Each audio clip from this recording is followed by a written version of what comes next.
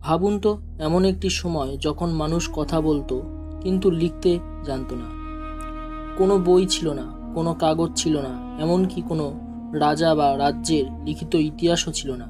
তাহলে সেই সময়ের মানুষদের ইতিহাস আমরা জানতে পারলাম কিভাবে?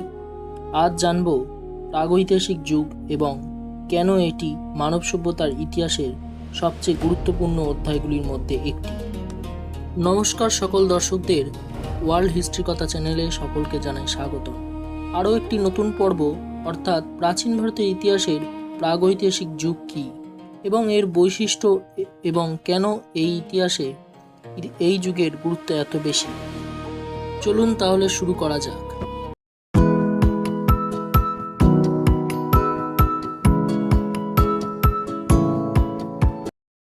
প্রাগৈতিহাসিক যুগ বলতে সেই সময়কে বোঝানো হয় যখন মানুষ কোনো লিখন পদ্ধতি আবিষ্কার করতে পারেনি, তাই এই সময়ের কোনো লিখিত নথি পাওয়া যায় না।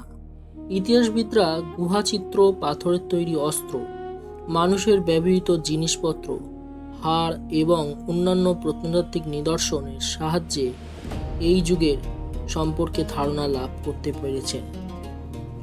এই সময়ের মানুষ শুধু শিকার করত, মাছ ধরত এবং বনে জঙ্গলে থেকে ফলমূল সংগ্রহ করে জীবনযাপন করত।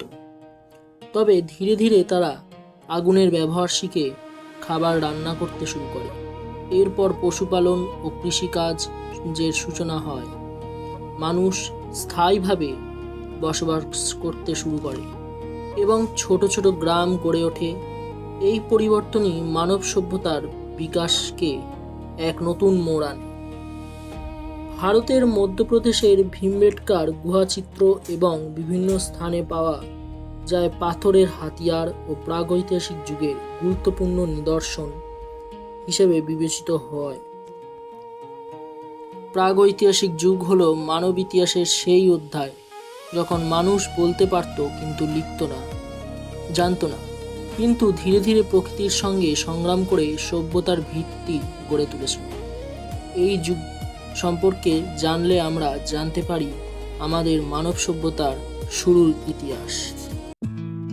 ভিডিও ভালো লাগলে লাইক করুন, শেয়ার করুন এবং ইতিহাসের আরও সহজ ও তথ্য সমৃদ্ধ ভিডিও পেতে চ্যানেলটিকে সাবস্ক্রাইব করার অনুরোধ রইল।